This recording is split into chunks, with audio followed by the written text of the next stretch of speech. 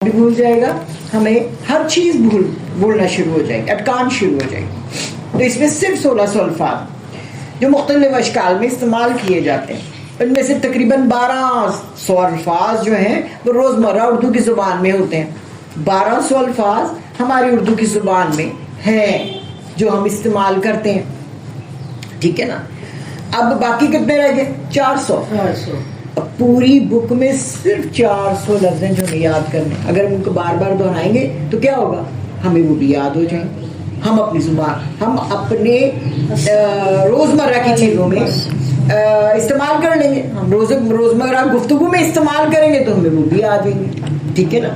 تو لیکن کیا ہے, ہمیں شیطان ڈراتا ہے کہ وہ اتنا مشکل میں تو نہیں کر سکتا. کسی کو بلاؤ نا قرآن کی طرف, اس کو کہنا ذرا ہمارے یہاں مدرسے میں آ جایا کریں, تو وہ کہ اچھا آ جائے. اب ان کو یہ ہے کہ پتہ نہیں ہم سے کیا کروائیں گے, یہاں پہ لا کے وہ کیا کروائیں گے. اسکولز میں جاتے وقت وہ کتراتے نہیں ہیں, اسکولز میں ٹیچرز کا بھی انٹرویو لینے جاتے ہیں, سب کچھ کرتے ہیں. لیکن جب قرآن پاک بچوں کو پڑھوانے لگتے ہیں تو یہ نہیں دیکھتے کہ ٹیچر نے اب خود پڑھا ہوا ہے کہ نہیں پڑھا ہوا, ٹھیک ہے نا. اب نزدیک ترین اور چھٹیاں, حالانکہ قرآن پاک پڑھنے میں اگر ہم چھٹیاں کروائیں گے تو قرآن پاک نہیں آئے گا, کیونکہ جتنا ہم قرآن پاک کے نزدیک ہوں گے اتنا ہمیں وہ توجہ دے گا, کیونکہ وہ مخلوق ہے.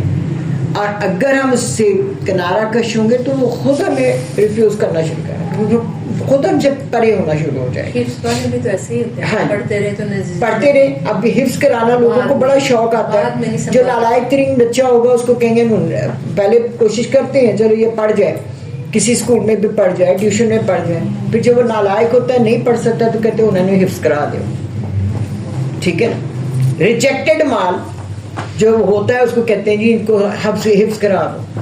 اب اس میں کیا ہے کہ وہ پڑھتا رہتا ہے تو اس کو آتا ہے, وہ ایک دن اگر نہ حفظ کرے, یعنی کہ اس کی منزل پوری نہ کرے, تو اس کو بھول جاتی ہے. اسی طرح قرآن جتنی جلدی آتا ہے اتنی جلدی بھولتا بھی ہے. اب 400 الفاظ ہیں جو سیکھنے ہیں. مشکل یہ ہوگی کہ شروع میں ان الفاظ سے مانوس ہوتے وقت لگے گا, جو بے شک اردو میں مختلف طریقوں پر استعمال ہوتے ہیں. جب ہم مانوس ہو جائیں گے ان سے تو ان کے بعد وہ کام ہمارے لیے بہت آسان ہو جائے گا. اب مانوس ہونے کا طریقہ کیا ہے کہ ان الفاظ کو, قرآن کے جو الفاظ ہیں اپنے اردو میں شامل رکھیں, اور وہی الفاظ ہم, کیونکہ میننگز بھی ہمیں آتے ہیں, ہم وہی الفاظ جو ہے اردو زبان میں بولے, کیونکہ اردو تو ہے ہی ساری زبانوں کا مجموعہ. اس میں اگر اب 1-2 الفاظ اور جمع ہو جائیں گے, یہ 400 الفاظ اور ہم استعمال کرنے لگ جائیں گے, تو رہے گی تو اردو ہی, کیونکہ اردو تو بہت زیادہ زبانوں کا مجموعہ ہے, ٹھیک ہے نا. لیکن ہم بچوں سے بھی اور آپس میں بھی اردو میں انگلش شامل کر لیتے ہیں, لیکن قرآن کی الفاظ استعمال نہیں کرتے. یہ کیا ہے, شیطان کا بہکاوا. ہم دیکھیں کتنے شوق سے ہم انگلش کی جو پوئمز ہیں بچوں کو یاد کراتے ہیں, اردو کی پوئمز یاد کراتے ہیں, لیکن ہم صورتیں نہیں یاد کراتے. تو بہت بڑی بات بچوں سے مطلب بیچ میں. اور پھر یہ بھی ہوتا ہے نا کہ ہم جب ہمارے اسکولز میں بچوں کو سادہ پڑھایا جاتا ہے تو ہم کوشش بھی تو نہیں کرتے کہ ہم وہ, کیونکہ ٹیچرز بھی یہی ہے کہ وہ بھی دھمکیاں دیتے کہ جی ہم فیل کر دیں گے اگر آپ نے ہم سے نہ پڑھوایا. تو یہ بھی ہمارے یہاں ٹریجڈی ہے کہ ہم صحیح بچوں کو پھر پڑھاتے ہی نہیں ہیں, ڈر کے مارے کہ کہیں یہ نہ ہو کہ اسکول سے خارج کر دیے جائیں.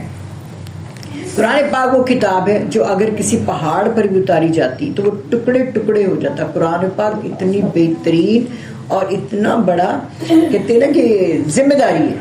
قرآن پاک ذمہ داری ہے, ہمارے ہر گھر میں وہ ذمہ داری ہے. ہم لوگ کھولیں نہ کھولیں ہم پر ذمہ داری پڑ گئی ہوئی ہے اس چیز کی. کیا ذمہ داری ہے؟ پہاڑوں نے انکار کر دیا, ہاں انسان نے لے لیا, انسان نے پکڑ لیا. ہاں پتہ نہیں ہے کیا کہ اب دیکھیں نا, اب بھی نہیں معلوم, انسانوں کو تو ابھی بھی نہیں پتا اس کی اہمیت کا پتہ کہ ہم نے اس کے ساتھ کرنا کیا ہے. کیونکہ وہ کھولیں گے یا احادیث کو دیکھیں گے تو پتہ چلے گا نا ہم نے قرآن کے ساتھ کرنا کیا. وہ اپنی مرضیوں سے قرآن کے ساتھ جو بھی تعلق جوڑتے ہیں وہ اپنی مرضیوں سے جوڑتے ہیں کہ ناظرہ پڑھ لیا کبھی کبھی, یا یہ ہے کہ جب کوئی فوت ہوا تو اس کو پانی بھیج دیے ساتھ, حالانکہ جو فوت ہو گیا وہ کہاں سے اس کو ملے گی. وہ جو پڑھا رہا ہوتا ہے وہ اگر پڑھے گا ساتھ تو اس کے فرشتے لکھیں گے, تو پڑھنے والے کے فرشتے لکھتے ہیں, جو پڑھا رہا ہوتا ہے اس کے بھی فرشتے نہیں لکھتے. تو پھر وہ جو فوت شدہ ہے وہ کیسے اس کے ساتھ وہ چلے جائیں گے؟ اور اس کی دنیا میں اس نے پڑھا نہیں. دنیا میں جو شخص فوت ہوا ہے اس نے قرآن تو پڑھا نہیں. اگر وہ فوت ہو جاتا ہے تو 250 بار اس کے ساتھ جی اس کی یہ مغفرت کریں گے, اس کے ساتھ اس کا ساتھ دیں گے. اچھا جی, اب کی راہ آسان ہو جائے. راہ آسان کس چیز سے ہوگی؟ قرآن پڑھنے اس پر عمل کرنے سے. ہماری ان کتابوں سے. اگر ہم نے یہ والی کتاب بہترین لکھوائی ہے سیدھے ہاتھ والی, تو کیا ہوگا؟ ہماری منزلیں آسان ہو جائیں گی, ہماری جان بھی آسانی سے نکلے گی. اور اگر ہم نے اس کی طرف توجہ نہ کیا, ہمارا الٹے ہاتھ والا فرشتہ ہی مصروف رہا, تو پھر تو بہت مشکل. کوئی سے بھی جو کرنا ہے اپنے لیے خود کر کے, بے شک خود کر کے لے کے جانا ہے, پیچھے کچھ نہیں آئے گا. پیچھے کچھ نہیں آئے گا, خود ہی لے کر جائے. کتنی بھی نیک اولاد ہو نا, کوئی نہیں. آج کل زمانہ ہی نہیں ایسا جی, اتنا ٹائم ہی نہیں کسی کے پاس. اور جو اولاد اگر بھیج دے تو یہ تو بہت بڑی سعادت کی بات ہے. تو کیا ہو, کسی پہاڑ پہ بھی اتار دی جاتی تو ٹکڑے ٹکڑے ہو جاتے اللہ کی خشیت کی وجہ سے, خوف سے, اللہ کے خوف سے کہ اللہ تعالیٰ نے کی بڑی ذمہ داری ڈالی, میں پوری کر سکوں گا کہ نہیں کر سکوں گا؟ میں نہیں کر سکتا. اتنی بڑی ذمہ داری وہ دب جاتا ہے. قرآن پاک میں اللہ تعالیٰ فرماتے ہیں اگر ہم نازل کرتے اس قرآن کو کسی پہاڑ پر, تم دیکھتے اس کو کہ وہ دب گیا ہے, پھٹ گیا ہے, ٹکڑے ٹکڑے ہو گیا اللہ کے خوف سے. تو کیا ہمارے یہاں قرآن پاک بند رہتے ہیں, زلدان چڑھے ہوتے ہیں, زلدانوں پر گدا پڑا ہوتا ہے, تو ہمیں خوف آتا ہے ہمارے. اچھا, کئی لوگوں کا کانسیپٹ ہے کہ جی سارے قرآن کھولو, اتنے گھر میں رکھے, اس لیے وہ قرآن زیادہ گھر میں رکھتے ہی نہیں, وہ کہ ہمیں سارے قرآن کھولنے پڑیں. یہ کانسیپٹ بھی غلط ہے. قرآن کو کھولے, قرآن کو سمجھے, باقی قرآن بے شک باندھ رہے کچھ نہیں ہوتا.